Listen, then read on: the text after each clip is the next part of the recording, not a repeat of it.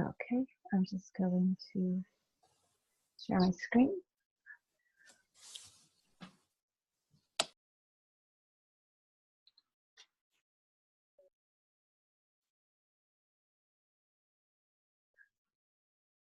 Okay, so can everybody see my screen? Yep. Okay. And you know, I forgot to record this. I guess I should record. That way I have it. Please request recording permission. I'm just going to leave it with not recording because I don't know if this is going to cause an James, issue. you want to give Danielle recording permission? Already set. Okay, so you can record it now. Okay.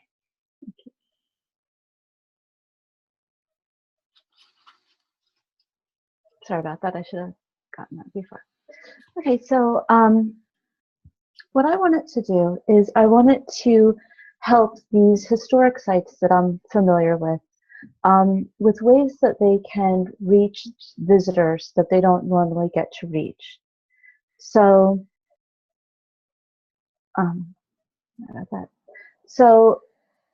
used to work at a one of these small historic sites, and I visit a lot of these small historic sites. So, in the area where I live, I would say there are at least, without exaggeration, 18 of these little historic sites that wind up having these problems reaching people because they have limited staff or they have no staffing. A lot of these types of sites may be open during the day, almost as a park-like type of setting. So there's a parking lot, maybe there's a kiosk where there is a poster or something like that. And these sites are struggling to connect to people. They're struggling to get support.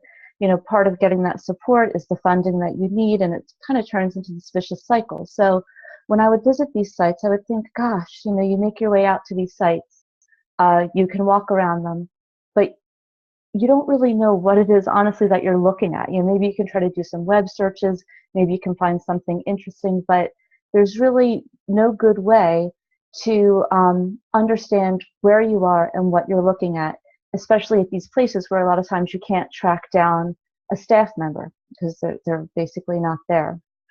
So I was thinking about how you can solve this type of problem. Basically, everyone has a smartphone. How can you leverage, you know, the smartphone everyone is carrying around to reach people, reach these visitors when you as the site administrator or the Friends board member can't actually be there. And what's great about mobile apps is that they can help you create a really unique experience. So there's an idea that, well, you can create a really nice website, and then people can just learn about your site through the website, and you know, there's an argument, well, maybe they wouldn't actually come. They feel like they saw everything. When they're at the site, yeah, they have the physical experience of being there, but certainly there's more that can happen than just looking at the objects. And so I felt there was this opportunity for these types of sites to basically create a mobile guide, and they can connect with their visitors, hopefully build some relationships with these visitors, and make themselves more successful, basically, and you know, spread their message and their reach. So I decided to create a playbook, almost, if you will, of basically a website that could be used by site administrators, Friends group board members, volunteers at these organizations, to help them understand what a mobile guide would be able to do for them. If they decided that they wanted to use some kind of mobile guide, the different considerations that they should think about, and also, you know, what should be included, basically what's happening right now. So when I was going through the studies related to mobile guides with cultural heritage sites specifically, but also some museums as well, kind of those indoor venues, I uncovered these 4 basic themes. You have wayfinding, which is core to a mobile guide. People get to a site, how do they know where to go? How do they know what they're looking at, what points of interest they're looking at? The next theme would be engagement. So focusing on things like multimedia interactions, augmented reality, which is that merging of the physical space with what the smartphone technology and augmented reality technology can do for you to create this really unique experience. And then at the suggestion of Dr. Khan, I actually added gamification. And what's interesting about gamification, and I'll talk a little bit more about it at the very end, was that I had looked at a lot of different studies for guides for cultural heritage areas. And interestingly, gamification was not a theme that I found that ran through it. So I'm glad that I added it in the end, but it's just interesting that that wasn't part of the approach that I've been seeing for a lot of different guides. The next is personalization, basically, allowing people to choose what kind of experience they want, giving people opportunities for self-expression. Maybe they can create something and take it with them or send it, to their own email address, and social interaction. And that's great when you can, create something and then take it a step further and post it to, Facebook or something like that. And then the final piece of it would be relationship building. So you want something that can support people before they come to the site, basically that visitor information, the planning information, obviously something that's going to help them as a guide while they're there. And then also have opportunities to continue that relationship, to connect. Maybe they can sign up for a newsletter. Maybe they can start following you on social media, things like that. So those were the themes that I was exploring. And I wanted to build a website because I wanted to create something that could be useful for any of these types of organizations. So I can think of, a lot in my area, but I'm sure there are many of these types of organizations in the broader space as well. So I wanted to create a website that would basically go through these themes, go through the features that would be associated with these themes, talk about why they would want to incorporate this type of feature, what it will do for them basically, come up with a few ideas, loose ideas, about how it could be used as at a site. So if you're going to incorporate this, what are some ways that you could maybe use it creatively for your location? I did create a case study with a sample request for proposals. And then I also included links to the research that would explain more about why they would want to do it if they really wanted to dig in. And at the suggestion of Dr. Snyder, I also included links to organizations that were actually using that feature. So if they wanted to go beyond just what they saw in the research and maybe connect with some organizations to see how it was going or how they did it, they have that as a resource as well. So this is the site, and I'll bring up the site in a second. But I did it in WordPress. One of the considerations I had was making sure that it was something that would actually look good on a mobile device, because obviously it would be pretty bad to create a website about a mobile guide that actually wasn't mobile friendly. So that was part of what I was considering when I chose the theme, among other things.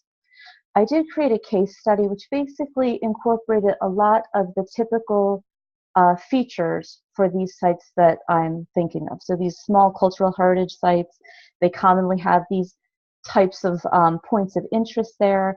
They're commonly dealing with the same types of challenges.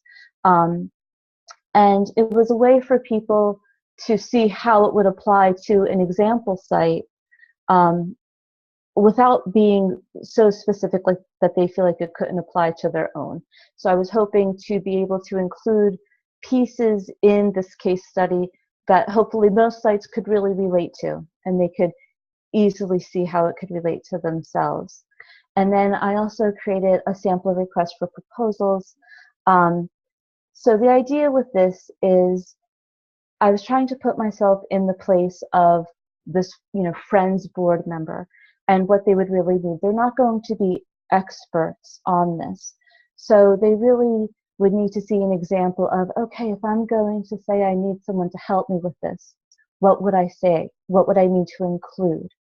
I originally thought I was going to do just the organizational overview, the project goal, the target audience, and the specifications. But after talking to people in the industry about what they saw with requests for proposals, I decided to add the proposal requirements and delivery instructions and also an evaluation timeline, just to make it a little bit more complete.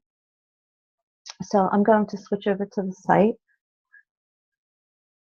Oops, of course I'm bringing up the so this is the site that I created.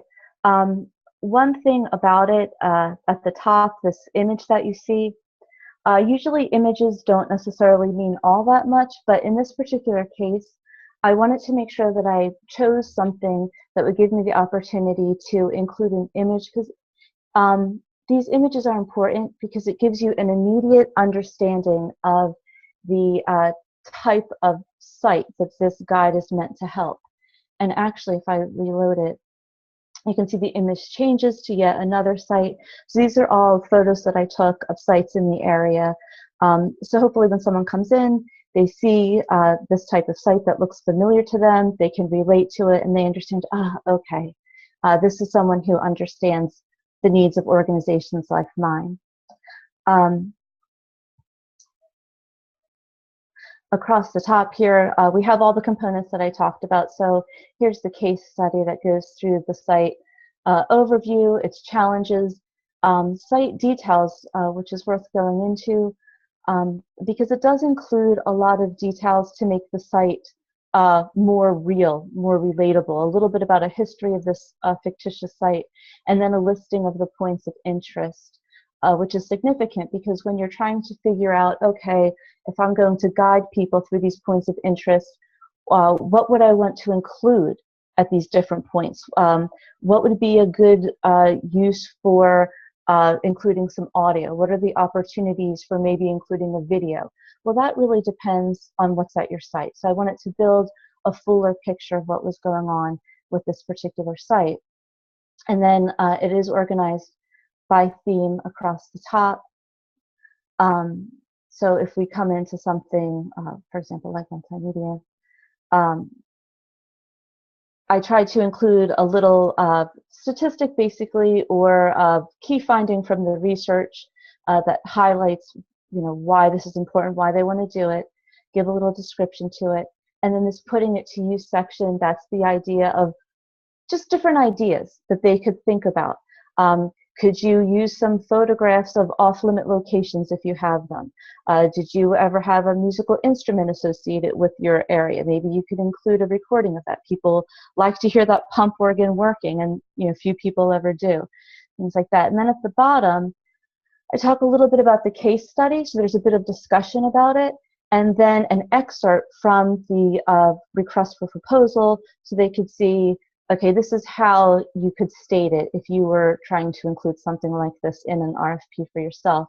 And then at the bottom, those links that include links to research and also links to other organizations that are using this particular feature in a mobile app.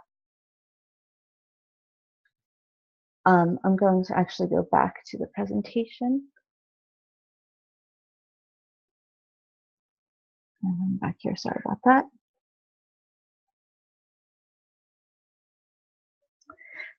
So just for the conclusion and future research, one of the things that happened when I was going through this is more so a list of, challenges with this, is determining cost. So I think that finding a really solid, reliable way to equate each feature to cost would be really helpful for these organizations. And unfortunately, when I was doing research and looking at a whole bunch of different websites and companies that do this, it would really vary, and their response would be, well, it varies, it depends on what you want to put in it. So I think to make this even more useful, it would be good to really figure out the true work effort involved in these types of features and a solid estimate about how much it would cost, so people understand. For my case study, I kind of said, oh, they raised money and they raised $15,000. Is that going to be reasonable for most organizations? I don't know. They can raise $30,000 for roofs. So It kind of depends on what's going on with them. I did talk about the gamification before, and it was surprising in retrospect to see that gamification had not come up in any of my research. And I'm trying to figure out, and it's specifically gamification in terms of a mobile guide for cultural heritage. So I know gamification is very popular, but in this particular case, I keep thinking, I wonder why. Is it because it's mainly geared toward adults? Is it because people haven't maybe gotten that far to incorporate it, or is it because it was basically abandoned? People thought it wasn't needed. Another challenge is just the idea of how technology advances. So I created this website to give people an overview of features that they would want to incorporate. But in 2 years' time, is this website still going to be as relevant? And the answer is, of course, probably not. And as an end conclusion, and it's kind of a shame, I should not have ended on such a kind of down note, but one of the things that I found that was discouraging was when I was looking for sites that actually were using mobile guides and some of these really cool technologies. So you would read about this really cool augmented reality initiative that someone was doing, and then I'd get down to the site to find it, and it would no longer be in existence. It would say something like, oh, this was a pilot, and it's no longer being used. And I think it's worth some additional study to figure out these guides, how many of these initiatives are created and then abandoned, and why, basically. Because I'm interested in, if you invest all this time, you invest money, you invest work effort, why do sites feel like it wasn't worth it and they needed to walk away? So that's a quick overview of my thesis project. If someone wants me to go back to the site, I can go back in. Other than that, are there any questions?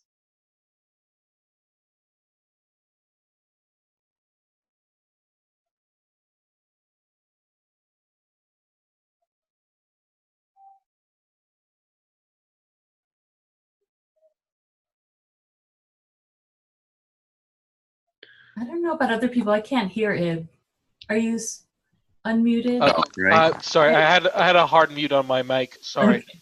Yeah, so there. Danielle, that was terrific. And I think Thank you. I want to make one comment. I think the work that you're doing on for small cultural heritage sites and how they might use augmented reality or have a mobile app is really cool. But what I also really like about your thing is that you took a topic and then did a thesis and then a website on top of that that's a really well-informed and well-developed website. And I think you just created the perfect blend of scholarly research in an applied setting. I love the website. I love how it has links to your literature, but it reads. I mean, you're so sensitive to your audience. Reading the literature review in the raw form and the thesis form, and then seeing it represented on the website is really nice, because I know that how much is behind that, and I think that's really impressive and an excellent model for how projects can be done. So you kind of have the thesis research or the research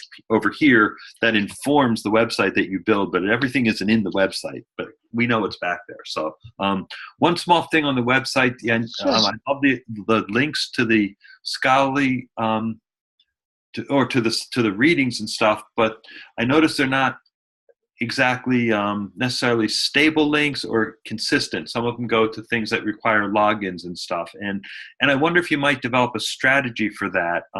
Like linking to a scribd is kind of like, I don't know, interesting. But you can also link sort of to the Google query that would then give the person who's looking at it the best chance of finding the article in any number of different ways. And so you might think about that as a strategy. I kind of tend to link to Google queries, that are specific to those articles, and then they can find them in their own library and stuff. So just as a thought, because if you want your site to exist, and personally, I hope it leads to jobs for you. I think all 18 of those organizations in your neighborhood should hire you to build a app that all 18 of them would share the cost of. And I think that would be really cool, actually. So anyway, but Russ, you probably want to jump in because you're in this too. Well, the only thing I was going to say is rather than augmented reality, one tool that you don't need to cover it here, but is these 360 views that we've had some projects on in the past, so that people can walk around, and then it's just a done deal. I mean, you just create these things once, but that would only be something you might want to add to your sites, because I know that doesn't involve a lot of high tech. It's just one time sort of thing. You go through with this, and you can walk around and turn around and sort of see all around you if you're at a particular site. But I really liked it in general. I think it's really nicely done, especially for a website. It is what it is, and it is a tough thing to get people motivated to look at these sorts of sites. Why should they care, sort of thing. And I think you've done a good job at that, but it is it is a challenge. You mentioned that in terms of engagement, you were thinking of things like, augmented reality and gamification and, tools like that. And that is a tough one, but I think you've at least covered what you can within a website. I don't know, Eve, did you have any thoughts about that? Actually, I have. So I know gamification. Most people are like, as we said for the previous presentation, that we didn't want to game this. This was an important choice, but I think gamification would be most applicable to this particular situation, because when you're trying to gamify something, you're not necessarily making it a video game or rewarding for points. What you're trying to do is get those hooks in your audience. You're trying to engage them and have them act on their own volition. So when we're talking about something like this, essentially what I understanding you're kind of wanting to do is build something akin to a Wikipedia service for these abandoned or these parks and these locations, where individuals would be able to visit them and then look up historical information or get access to that information because they don't have park staff there. Am I correct? Yeah, that's just the idea is when they get to the physical location, they're going to use their smartphone to get the information. Right. So my suggestion, have you taken a look at all at the Google Maps API? I haven't looked at the API. No, I hadn't gotten that deep into it. I know that there's been a number of alternate reality games that have utilized Google Maps. Most notably, the two games, one of them being Ingress and its successor game, Pokemon Go, utilized the Google Maps in order to provide its understanding of where in the world you are, but also to highlight locations. And in the case of Ingress, they used a lot of religious sites, and then those religious sites are primarily used in Pokemon Go as gyms, or sites of cultural importance. You might want to take a look at any research being done on both Pokemon Go and Ingress as terms of how to almost crowdsource your gathering of data. Because I know for Ingress, they had a long time where they had a website where you were able to put in the longitude and latitude of a significant location, and that could be a added element to the game. So essentially what you could do is you could have something added to your website where you can log these coordinates for all these locations, and then users can go in and add more information like a Wikipedia style crowd data collection. Yeah, I was thinking along those lines too. I think that you could put those kinds of ideas if you wanted to add something to what you have already in the future section, that you could, future opportunities would be to, like as Eve was suggesting, explore crowdsourcing of the geotag data. And, whether you use the Google API or some other mapping system, that's sort of like a fine line. But if you want to maintain this and keep expanding it, and I hope that you do, because it kind of looks like it would be a perfect resume for you, you know. So and so Sure. you should feel free, of course, to use it, because it's yours, obviously, right? And so it looks like a really good. Somebody should call you up and they should begin offering you consulting jobs. So it would be interesting to build this as a practice, and it's a nice way to get it. But if you can keep adding more depth to it, and so you could add like more links to Google API, for example, and you could start Sure. sending out some,